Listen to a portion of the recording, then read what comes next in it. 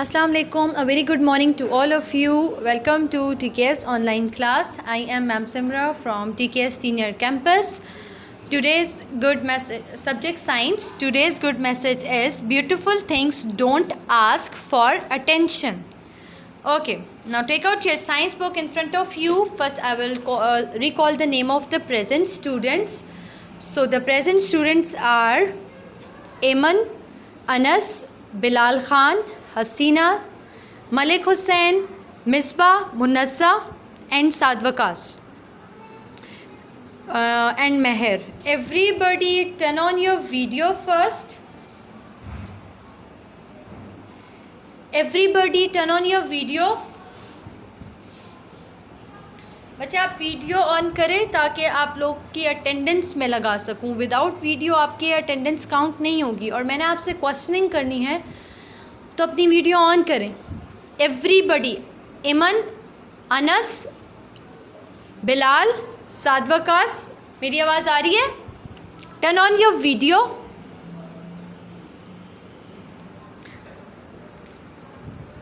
इमन, Anas, Hadiqa, turn on your video. बच्चे एक दफ़ा की बात में सुन लिया करें, ठीक है? आपको पता है आपको रोज़ हर टीचर कहती है कि अपनी वीडियो ऑन करें, तो उसका क्या मतलब होता है? सादवकास and Anas, turn on your video. Okay, आप सब अपनी बुक बंद रखें. फ़िलहाल मैंने आपसे क्वेश्चन करना है. Mehar, Munazza, turn on your video. Haseena ji, सब अपनी बंद कर लें बुक. बिलाल, आपने अपनी वीडियो ऑन की थी, फिर से ऑफ कर दिया. अनस, अपनी वीडियो ऑन कर लें.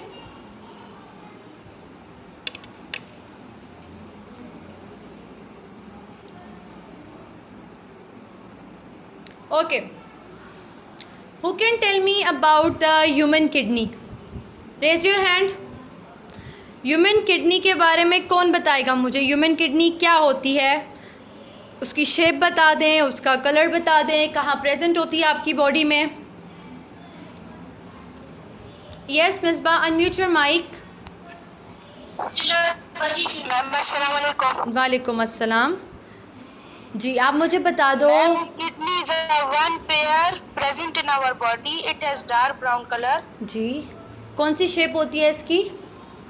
It is present in abdominal region on either side of vertebral column. ठीक है. And kidney is divided into three parts: renal cortex, renal medulla, and renal pelvis. Renal pelvis. It's okay. Very good. Yes, हसीना बच्चे, unmute your mic. Unmute your mic, Hasina.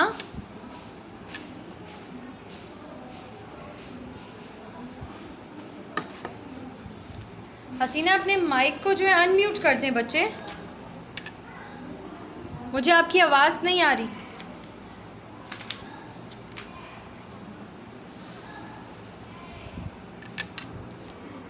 Yes Munazza, unmute your mic.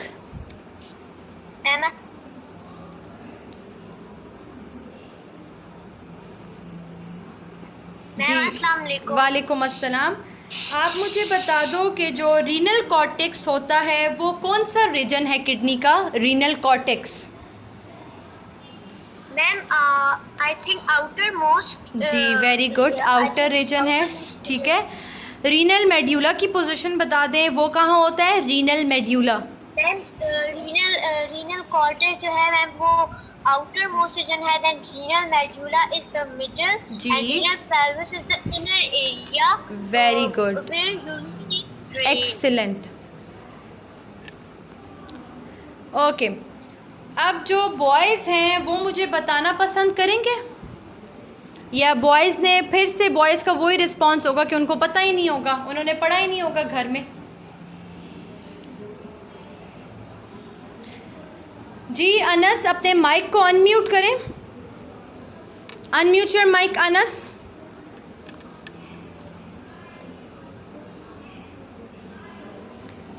Anas, unmute your mic.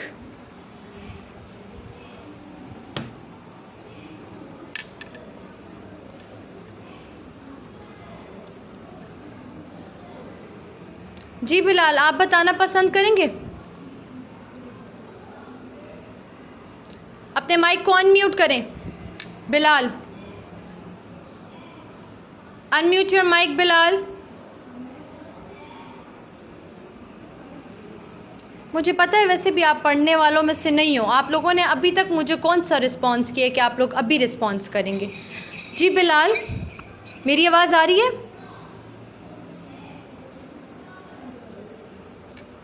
Bilal, unmute your mic first. इंतहाई डीट students हैं आप लोग, जो ना एक दफ़ा की बात सुनते हैं और ना एक दफ़ा की लेक्चर में आपको समझ आती है।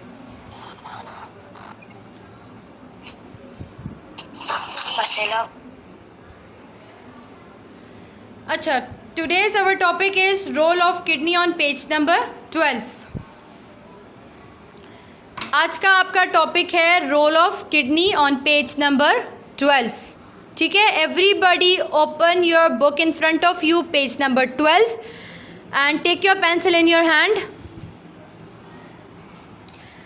Blood carrying nitrogenous waste material Blood carrying nitrogenous waste material from the body is brought to the kidney by incoming blood vessels called arterioles। अब आपके पास किडनी का फंक्शन बता रहे हैं कि किडनी आपकी बॉडी में रह के क्या फंक्शन परफॉर्म करता है। मैंने जब आपको किडनी पढ़ाया था तो उसमें फर्स्ट फंक्शन ही मैंने आपको बता दिया था। इसका फंक्शन है कि ये आपकी बॉडी में ब्लड को प्योरीफाई करता है, ठीक है, और आपके जो बॉडी में जितना भी वेस्ट मटेरियल होता है उसको कलेक्ट करता है और आपकी बॉडी से एक्सक्रीट आउट कर देता है। ठीक है, ओके। यहाँ पर बताया हुआ नाइट्रोजनस वेस्ट मटेरियल की बात हो रही है। जितना भी वेस्ट मटेरियल आपकी बॉडी के अंदर प्रेजेंट है वो ब्लड के साथ होता हुआ आर्ट्रियोल्स में चला जाता है। Inside the kidney blood containing nitrogenous waste reaches the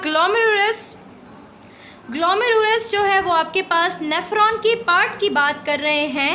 ठीक है, अब यहाँ पर जितना भी वेस्ट मटेरियल है वो ब्लड के साथ होता हुआ आर्ट्रियोल से गुजरता हुआ कहाँ पे चला जाता है? ग्लोमेरुलस में चला जाता है। Here most of the excess waste and water material filtered from the blood into the Bowman's capsule.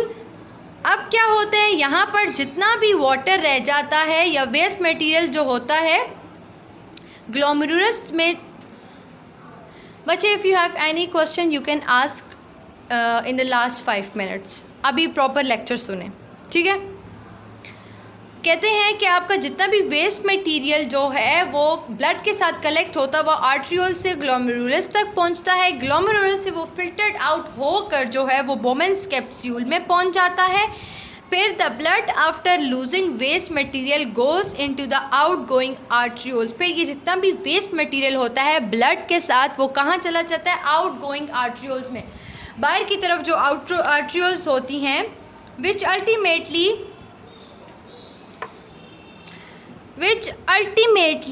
with many other arterioles from the renal artery it cleans the clean blood is brought back to the main circulatory system। अब इसमें क्या होता है, arterioles से जाता हुआ वो कहाँ जाता है? पहले आर्ट्रियोल्स में जाता है जितना भी वेस्ट मटेरियल और ब्लड है, उसके बाद यही वेस्ट मटेरियल और ब्लड जो है वो उधर ग्लोमेरुलस में चला जाता है। यही ग्लोमेरुलस से फिल्टर्ड होता हुआ ब्लड और वेस्ट मटेरियल जाता है बोमेन्स कैप्सूल में। फिर ये बोमेन्स कैप्सूल से गुजरता है तो जितना भी आपके पास जो ब्लड प्योरीफाई हो जाता है वो दोबारा सर्कुलेटरी सिस्टम में चला जाता है, और जो वेस्ट मटेरियल है वो दोनों ब्लड और वेस्ट मटेरियल यहाँ पर आकर सेपरेट हो जाते हैं जब वो आउटगोइंग आर्ट्रियोल्स में आते हैं। आउटगोइंग आर्ट्रियोल्स में आपके पास जो प्योरीफाइंग ब्लड होता है, प्योरीफाइंग जो क्लीन हो चुका होता है, वो ब्लड दोबारा सर्कुलेटरी सिस्टम में चला जाता है, और जो वेस्ट मटेरियल होता है जो आउटगोइंग आर्ट्रियोल्स में रह जाता है वो आपकी बॉडी से एक्सक्रीट आउट हो जाता है। ठीक है, the waste material and excess water pass into the renal tubule. पे ये जितना भी वेस्ट मटेरियल और एक्सेस वाटर, जो एक्स्ट्रा वाटर जो होता है जो आपकी बॉडी में नहीं चाहिए होता, वो कहाँ चला जाता है? Renal tubule. रीनल ट्यूब्यूल से बोमेन्स कैप्सूल में चला जाता है। From here the waste material and excess water passes to the proximal tubule. फिर वो जितना भी वेस्ट मटेरियल या आपके पास जो एक्सेस वाटर होता है वो प्रॉक्सिमल ट्यूब्यूल में चला जाता है, then the loop of Henle and finally through the distal tubule into the collecting duct in the form of urine. ये अब आपको पार्ट्स के नेम बता रहे हैं कि यहाँ से गुजरता है आपके पास और फाइनली वो यूरिन की फॉर्म में आपकी बॉडी से ड्रेन आउट हो जाता है या एक्सक्रीट आउट हो जाता है, ठीक है. The urine then drained from the collecting tubules into the renal pelvis which opened into the ureter. From each kidney, from the ureter, the urine is passed to the urinary bladder. From here, the urine is passed out from the body through the urethra. आपके पास यहाँ जितने भी ये parts हैं इनके name ले लिए हैं. यहाँ पर आपको इस डायग्राम में मैंने समझाया था, यहाँ पर उन्होंने आपको जितने भी ये सारे पार्ट्स हैं इन सारों का बता दिया है कि ब्लड जो है वो पहले जो है ग्लोमेरुलस में जाता है, ग्लोमेरुलस से होता हुआ वो जो है बोमेंस कैप्सूल में चला जाता है, ठीक है. बोमेंस कैप्सूल से होता हुआ वो आउटर जो आउटगोइंग आर्ट्रियोल्स होती हैं उसमें आता है, उससे प्रॉक्सिमल ट्यूब्यूल में चला जाता है, प्रॉक्सिमल ट्यूब्यूल से लूप ऑफ हेनली में चला जाता है, लूप ऑफ हेनली से कलेक्टिंग डक्ट में चला जाता है. फिर ये कलेक्टिंग डक्ट जो है आपकी किडनी के साथ जो है रिलेटेड होती है, तो किडनी से होता हुआ वो यूरेटर में जाता है, यूरेटर से होता हुआ यूरिनरी ब्लैडर में आता है और यूरेथ्रा के ज़रिए आपकी बॉडी से एक्सक्रीट आउट हो जाता है. ये सारा प्रोसेस है आपके पास यूरिन का एक्सक्रीट आउट होना और ब्लड का प्योरीफाई होना. यहाँ पर बोमेंस कैप्सूल की आपके पास पिक्चर बताई हुई है. बोमेंस कैप्सूल आपके पास कप लाइक शेप होता है, समझ आ रही है. यहाँ पर आपको बताया हुआ है ब्लड यहाँ पर इंटर हुआ है, फर्स्ट आपको बता दिया ब्लड यहाँ इंटर हुआ है इनकमिंग आर्ट्रियोल्स में, ठीक है. ग्लोमेरुलस फिल्ट्रेशन यहाँ स्टार्ट हुई है, ये आपके पास ब्लड का फ्लो है, ये यहाँ पर ग्लोमेरुलस में ऐड हुआ है, ग्लोमेरुलस से होता हुआ बोमेंस कैप्सूल में गया है, बोमेंस कैप्सूल से ये बाहर आउट गोइंग आर्ट्रियोल्स में आया है और फिर आता हुआ ये आपके पास कहाँ आ गया है, प्रॉक्सिमल ट्यूब्यूल में आ जाता है. प्रॉक्सिमल ट्यूब्यूल के बाद जितना भी किडनी के सिस्टम्स मैंने आपको बताए हैं, यूरेटर, यूरेटर से यूरिनरी ब्लैडर में आ जाता है, यूरिनरी ब्लैडर से यूरेथ्रा के ज़रिए आपकी बॉडी से एक्सक्रीट आउट हो जाता है, ठीक है. अब है malfunctioning of the kidney. Malfunctioning को अंडरलाइन करें और उस पर लिखे improper function, improper functioning of kidney. Malfunctioning of kidney से आप लोग लिख दो, यहाँ पर इसको अंडरलाइन कर लो, page number 13. Malfunctioning of kidney को अंडरलाइन करके लिखो improper function of the kidney. The most important thing to remember about kidney disorder is that kidney is not a solitary organ. Solitary organ आपके पास solid organ नहीं है वो, ठीक है. सॉलिड सख्त ऑर्गन नहीं है आपके पास, वो बहुत सॉफ्ट सा ऑर्गन है आपके पास, डेलिकेट सेंसिटिव ऑर्गन है. When your kidney are damage और not working properly other organs are also affected. जब आपकी किडनी जो है वो प्रॉपर फंक्शन नहीं करेगी या वो डैमेज हो जाएगी तो उसके साथ रिलेटेड आपका जितना भी बॉडी फंक्शन है वो भी इफ़ेक्ट होगा. क्या क्या इफ़ेक्ट होगा? आपका ब्लड अच्छे तरीके से प्योरीफाई नहीं होगा, ठीक है. आप किडनी को समझो कि ये आपकी बॉडी का फ़िल्टर है, इसके ज़रिए आपकी बॉडी का जितना भी ब्लड होता है वो प्योरीफाई होता है, ठीक है, साफ़ होता है, क्लीन होता है. इसके अलावा किडनी से होता हुआ जो आपका एक्सक्रीटरी सिस्टम है या एक्सक्रीटरी प्रोसेस है वो परफॉर्म होता है. अगर आपकी किडनी ख़राब हो जाए या प्रॉपर फंक्शन ना करे तो आपके बॉडीज़ के जो डिफरेंट ऑर्गन्स हैं वो भी अफेक्ट होंगे. इसके अलावा आपका जो बॉडी का फंक्शन जो किडनी से रिलेटेड होगा वो भी डिस्टर्ब हो जाएगा या उस पर भी फ़र्क पड़ेगा, ठीक है. Now comes to the page number 14, formation of kidney stones. अब आपके पास किडनी स्टोन्स किस तरह से बनते हैं, ठीक है. यहाँ तक समझ आ गई सबको रोल ऑफ किडनी और माल फंक्शनिंग ऑफ द किडनी. अब आपका आज का जो थर्ड टॉपिक है वो है formation of kidney stones. Kidney के अंदर स्टोन्स किस तरह से बनते हैं, page number 14. Sometimes kidney do not work efficiently properly. Underline the word efficiently means properly. कभी कभी आपकी किडनी जो है प्रॉपरली फंक्शन परफॉर्म नहीं करती. That is they cannot remove. कौन सा फंक्शन परफॉर्म नहीं करती प्रॉपरली? कभी कभी, sometimes. That is they can not remove nitrogenous waste और salt from the blood properly. जैसे कि उसका एक ही दो फंक्शंस है उसके, या तो जितना भी नाइट्रोजनस वेस्ट या एक्सेस वाटर है वो आपकी बॉडी से बाहर लेके जाना और ब्लड को प्योरीफाई करना, ठीक है। अगर कभी कभी आपकी किडनी जो है सही तरीके से फंक्शन परफॉर्म नहीं करती, जैसे कि उसका काम है आपकी बॉडी से नाइट्रोजनस वेस्ट को एक्सक्रीट करना और आपके ब्लड को प्योरीफाई करना, ठीक है। In such situation the salt accumulates in the kidney and form stones. आपकी बॉडी के अंदर सॉल्ट प्रेजेंट होता है, ठीक है, आपकी बॉडी के अंदर सॉल्ट प्रेजेंट होता है, लेस अमाउंट में ही सही, लेकिन आपकी बॉडी के अंदर सॉल्ट प्रेजेंट होता है जो स्वेटिंग के ज़रिए आपके स्वेट ग्लैंड से जो है वो निकल आता है, ठीक है। तो क्या होता है जब किडनी प्रॉपर फंक्शन परफॉर्म नहीं करती है, जो नाइट्रोजनस वेस्ट या सॉल्ट वगैरह हैं अगर वो एक्सक्रीट आउट नहीं हुए आपकी बॉडी से, तो क्या होता है सॉल्ट की एक्यूमुलेशन होती है। एक्यूमुलेशन सॉल्ट जो है एक्यूमुलेट होता है, प्रोड्यूस होता है, और इसकी प्रोडक्शन से क्या होता है किडनी के अंदर स्टोन्स बन जाते हैं। Formation of stone disturbs the normal functioning of the kidney. अब जब किडनी में स्टोन्स की फॉर्मेशन हो गई तो वो किडनी में जो फंक्शन परफॉर्म होता है उसको डिस्टर्ब करती है, और इसके अलावा बहुत पेन भी होता है। अगर किडनी में स्टोन्स हो तो उसका पेन बहुत ज़्यादा होता है, कॉज सिवियर पेन ज़्यादा, ठीक है, ज़्यादा पेन होता है। किडनी स्टोन्स में ट्रैवल टू यूरिटर और यूरिनरी ब्लैडर। किडनी स्टोन्स जो हैं, कभी कभी किडनी स्टोन जो हैं वो यूरिटर और यूरिनरी ब्लैडर में आकर आपकी बॉडी से निकल भी जाते हैं, रेयर केसेस में, कभी कभी, हमेशा नहीं। उनको रिमूव करने के लिए लेज़र ट्रीटमेंट किया जाता है, ठीक है।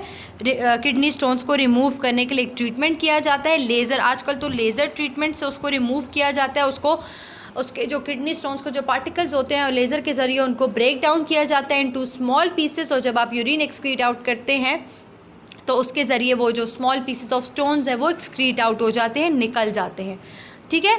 The common causes of stone in kidney are excessive calcium salts in the food and uric acid.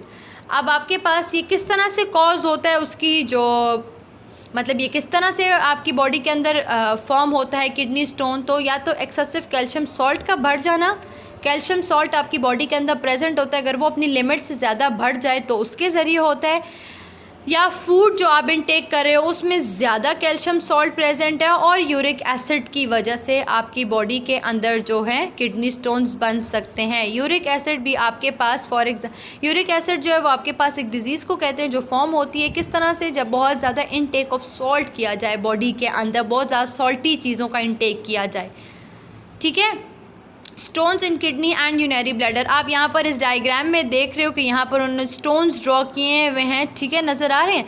ये स्टोन्स हैं जो किडनी के अंदर जो हैं प्रोड्यूस हो जाते हैं या बहुत ज़्यादा सॉल्ट की एक्यूमुलेशन की वजह से या एक्सेसिव कैल्शियम सॉल्ट की वजह से, ठीक है। ये आपको नज़र आ रहा होगा, ये देखें,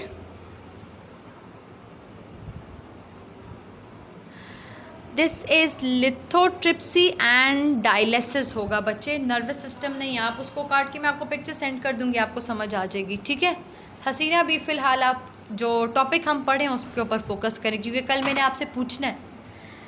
अच्छा, यहाँ पर आपको किडनी स्टोन्स भी शो किए हुए हैं, ये किडनी स्टोन्स देखें, आपको बताया हुआ है कि ये यहाँ पर यूरिटर में, यूरिनरी ब्लैडर में आ जाते हैं।